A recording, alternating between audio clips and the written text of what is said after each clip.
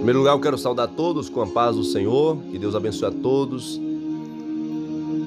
Estou aqui para fazer um comentário sobre 11 de Coríntios.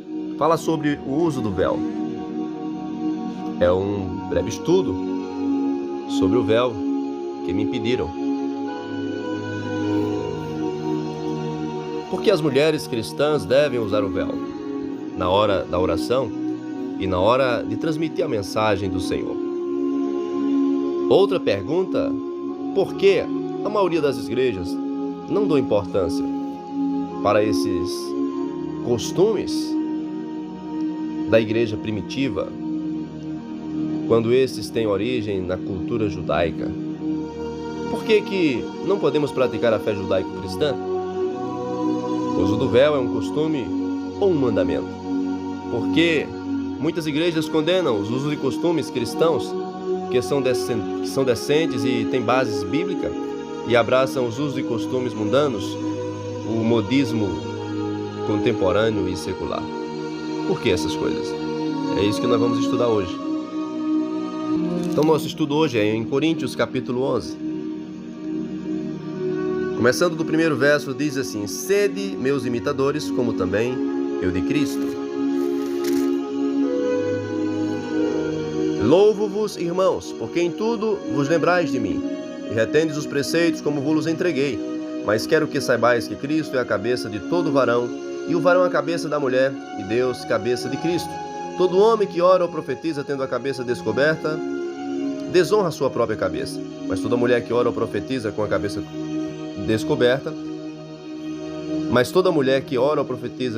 descoberta, desonra a sua própria cabeça, porque é como se estivesse rapada. Porque se a mulher não se cobre com véu, tosquice também. Mas se para a mulher é coisa indecente tosquiar-se ou raspar-se, que ponha o véu. O varão, pois, não deve cobrir a cabeça, porque é a imagem e a glória de Deus, mas a mulher é a glória do varão. Porque o varão não provém da mulher, mas a mulher do varão. Porque também o varão não foi criado por causa da mulher, mas a mulher por causa do varão. Portanto, a mulher deve ter sobre a cabeça sinal de poderio por causa dos anjos. Todavia, nem o varão é sem a mulher, nem a mulher sem o varão no Senhor. Porque como a mulher provém do varão, assim também o varão provém da mulher, mas tudo vem de Deus. Julgai entre vós mesmo, é decente para a mulher que a mulher ore a Deus descoberta, ou não vos ensina a mesma natureza, que é desonra para o varão ter cabelos crescidos, mas ter a mulher cabelo crescido lhe é honroso, porque o cabelo lhe foi dado em lugar de véu. Mas se alguém quiser ser contencioso, nós não temos tal costume, nem a igreja, nem as igrejas de Deus. Amém? Então vamos estudar um pouco sobre isso aqui.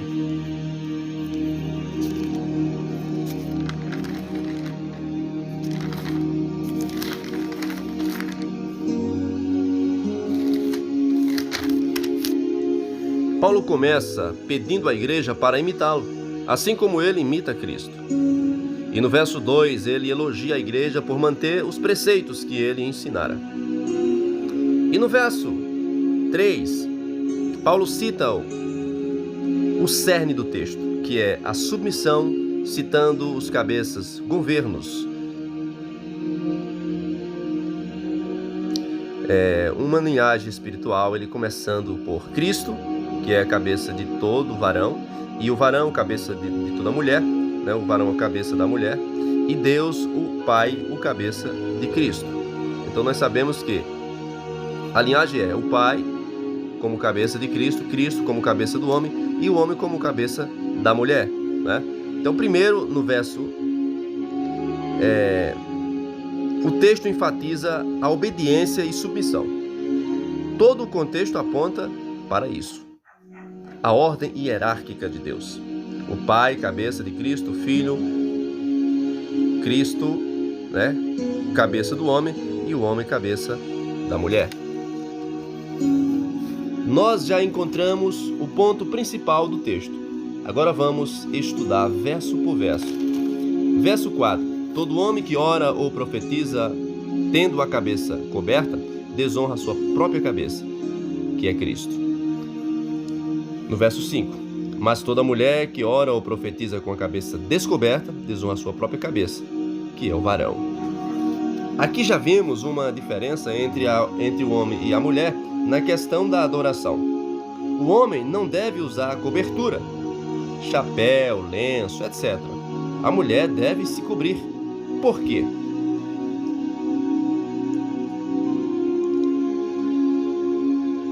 No verso 5, diz: se a mulher não se cobre, é como se estivesse rapada. Não é isso que diz?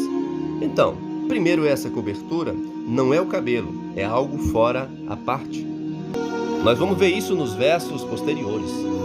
No verso 6 diz: se a mulher não se cobre com véu, tosquie-se também. Mas se para a mulher é indecente tosquiar-se, ou rapaz, que ponha o véu. Não se põe o que já está posto. Então aqui não é o cabelo que é o véu, porque senão então teria que ser uma peruca, para usar só na hora de orar ou profetizar, depois tirava e guardava. Não, aqui está falando de um véu à parte do cabelo. Tosquiar é cortar. Se ela diz, se tosquiasse, né? Se a Bíblia diz isso, tosquiasse também, é porque o cabelo aqui não pode substituir o véu, nem na oração e nem na hora de transmitir a mensagem do Senhor. Verso 7. O varão, pois, não deve cobrir a cabeça, porque é a imagem e a glória de Deus, mas a mulher é a glória do varão. Quem tem que aparecer na igreja? A glória de Deus ou a glória dos homens? Vocês, pastores, que pregam contra o uso do véu e enganam as irmãs com filosofias pobres, que ao invés de usarem a Bíblia, vão falar de cultura grega. O texto não tem nada a ver com cultura A ou B, tem a ver com a cultura da igreja. E ponto final.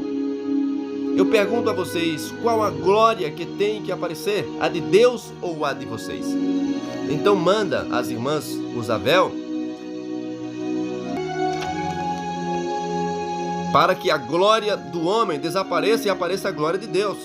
Verso 8. Porque o varão não provém da mulher, mas a mulher do varão, porque também o varão não foi criado por causa da mulher, mas a mulher por causa do varão. Aqui Paulo está falando da origem humana, que veio o homem e depois a mulher. Próximo verso. Vamos ver aqui. Verso 10. Portanto, a mulher deve ter sobre a cabeça o sinal de poderio por causa dos anjos. Porque as mulheres da nossa igreja se cobrem com véu na hora de orar ou profetizar. Na oração em casa ou em algum lugar que possa fazer uso do véu, para profecia ou oração, elas usam o véu. Por quê? É simples. A resposta é simples. É a Bíblia que dá. Por causa dos anjos. Simples assim. Por causa dos anjos. De onde tiraram essa ideia que o uso do véu era só para a igreja de Coríntios e era só para aquela época e que era por causa das prostitutas cultuais que adoravam outros deuses e se converteram ao evangelho? Era por causa dos homens, como via as mulheres de cabeça raspada, tal, por causa dessa indecência? O texto é claro em dizer que é por causa dos anjos. O texto não diz que era por causa de prostituta, nem por causa dos homens, mas por causa dos anjos. Está claro? Os anjos visitam as igrejas e eles observam se está havendo ordem, se existe obediência e submissão, como no céu. No 11, Paulo diz que isso não é diminuir a mulher, pelo contrário, é igualar. Nem o varão é sem a mulher, nem a mulher sem o varão no Senhor. Ambos dependem um do outro. O varão provém da mulher e a mulher provém do varão. Agora Paulo fala da procriação. Todos vêm de um homem e de uma mulher, e ambos vêm de Deus. Verso 12. No verso 3, Paulo interroga: vocês acham decente a mulher orar a Deus descoberta? A maior parte dos crentes hoje dizem sim. Nós dizemos não, não é decente. Agora Paulo faz um paradoxo. A natureza ensina que o homem ter cabelo grande, né, crescido, é desonra. Voltando um pouco atrás. O que tem a ver os anjos, os seres angelicais com cultura da Grécia, com prostituta? Que ideia maluca é essa? Essa foi a desculpa que os teólogos encontraram para calar as irmãs que questionam a ausência desse ensino nas igrejas. Para vocês que não sabem, as antigas igrejas usavam véu. Até mesmo algumas Assembleias de Deus usavam. Sem falar nas antigas católicas, né? As mulheres católicas mais antigas usavam. E outras mulheres citadas na história protestante. O véu é um sinal de poderio, ou seja, uma prova de que as mulheres são submissas aos varões. E nisso a mulher se iguala ao homem. Quando cumpre o seu papel, ambos se tornam iguais perante Deus, no sentido de serem vistos como filhos obedientes e fiéis. Então a confusão fica aqui no finalzinho do texto. Fica no finalzinho do texto. Quando Paulo interroga: vocês acham decente a mulher orar a Deus descoberta? E depois diz: a natureza nos ensina que ter o homem cabelo crescido é desonra. Aí depois ele diz: todavia a mulher ter cabelo crescido é honroso, porque o cabelo foi dado em lugar de véu. Ou seja, o cabelo da mulher também foi dado como uma cobertura. Agora veja aqui a confusão que os pastores fazem na mente dos fiéis. Eles dizem que esse verso aqui diz que as mulheres não precisam mais usarem véu. Isso é um absurdo. Paulo iria escrever algo e no final desfazer tudo. Que loucura!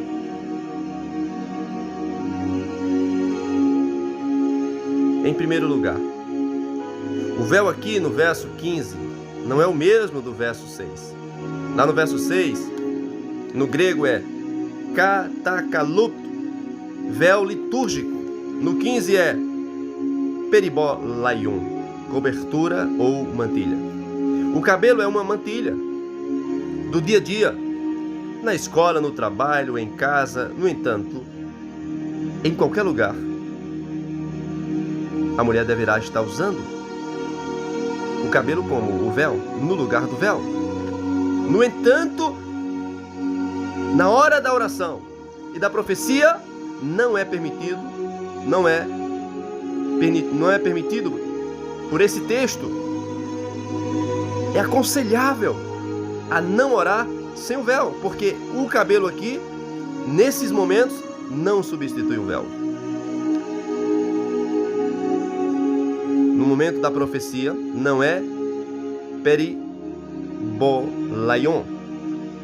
e sim cataluptos, cobrir a cabeça, que é a glória do homem. É o véu litúrgico. Paulo disse na hora de orar ou profetizar. Não é para usar o dia inteiro, a todos os momentos. Ele falou especificamente na hora de orar ou profetizar. Não está falando do cabelo, porque o cabelo se usa a todo momento. Mas na hora de orar ou profetizar, aí tem um véu à parte, que o cabelo não vai substituir. E por que as igrejas desprezam o véu, o ósculo? Porque são antissemitas. Preferem as culturas pagãs, como o Natal, Réveillon, aniversário e muitos outros, dia disso, dia daquilo, mas desprezam os costumes judaicos que foram introduzidos no cristianismo pelo próprio Cristo. O véu é um costume ou um mandamento? As duas coisas. Um costume judaico milenar e um mandamento cristão também milenar. Veja o que Paulo diz aos Coríntios, 1 Coríntios capítulo 14, verso 37. Se alguém cuida ser profeta ou espiritual, reconheça que as coisas que vos escrevo são mandamentos do Senhor. Por que as igrejas condenam os usos e costumes dos cristãos, quando esses são bíblicos e decentes, e abraçam os costumes mundanos e o modismo secular?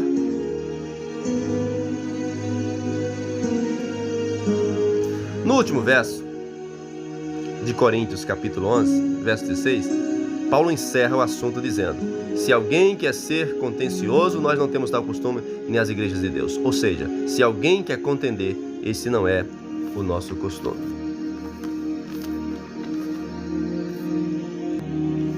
Existe no Brasil diversas igrejas que entendem esse ponto. Além da CCB e da Igreja de Deus, que são as mais numerosas e mais antigas, existem outras menores, como também nós, da Igreja Cristã Verdadeira Adoradores.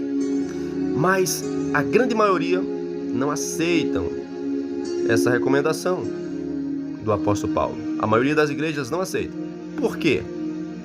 As igrejas desprezam esse costume e mandamento bíblico.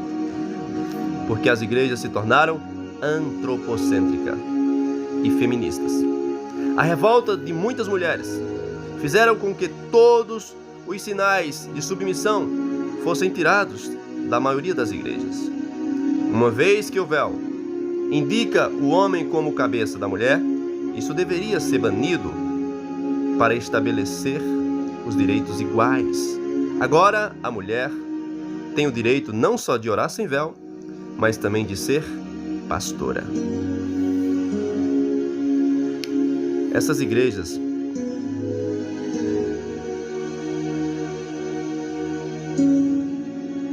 infelizmente, muitos deles são hipócritas que dizem que o cabelo é o véu da mulher. No entanto, as mulheres podem cortar esse véu e deixar bem curtinho. Que hipocrisia! Nós valorizamos o uso do véu, como Paulo ensinou, na hora de orar ou profetizar, e valorizamos o véu diário, o cabelo, mantendo crescido como a Bíblia nos recomenda.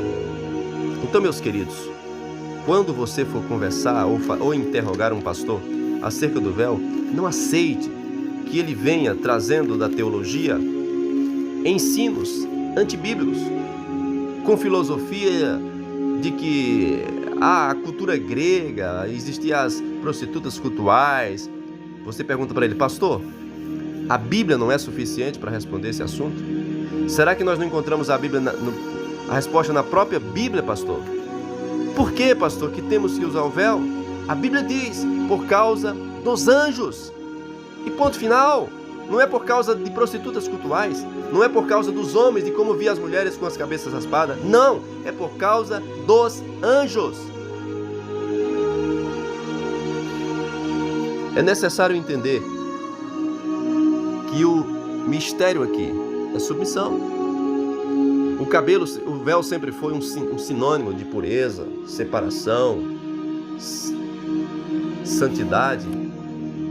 Sempre foi um sinal assim, tipo de virgindade. Nós percebemos que antigamente as mulheres virgens tinham que casar com um véu. Nós vemos Rebeca, ao se encontrar com o seu noivo Isaac, cobriu-se com véu. Uma grande tipologia, como se fosse a igreja ao se encontrar com Cristo. As mulheres representando a igreja se encontrando com Cristo, colocando-se o véu. E depois, quando o Senhor tomar por esposa, não precisarão mais usar o véu, porque é esposa. Assim foi Isaac, depois que recebeu Rebeca como esposa, tirou-lhe o véu e pôde-o contemplar sem véu. Queridos, o uso do véu, por mais que muitos não aceitem, até hoje é respeitado pelos judeus e continuará sendo respeitado pelos cristãos genuínos. Eu respeito a todos que não aceitarem, pelo fato de que aprenderam dessa maneira, e eu aceito e recebo como os meus irmãos. Todavia, não podemos concordar na nossa igreja quem entendeu querer desprezar esse ensinamento. Nós respeitamos os irmãos, mas pedimos, nos respeite também. O uso do véu é bíblico, não é heresia, é bíblico, e vocês não podem, em hipótese nenhuma, ir contra aquilo que está nas Sagradas Escrituras. Não há filosofia nenhuma que venha nos tirar o foco das Escrituras. Pode aparecer qualquer explicação, mas nós não podemos aceitar outra explicação que não seja a bíblica. A mulher, na hora de orar ou profetizar, que ponha o véu. E esse é um linguajar claro que até uma criança dá para entender. Deus os abençoe. em Cristo Jesus. Amém.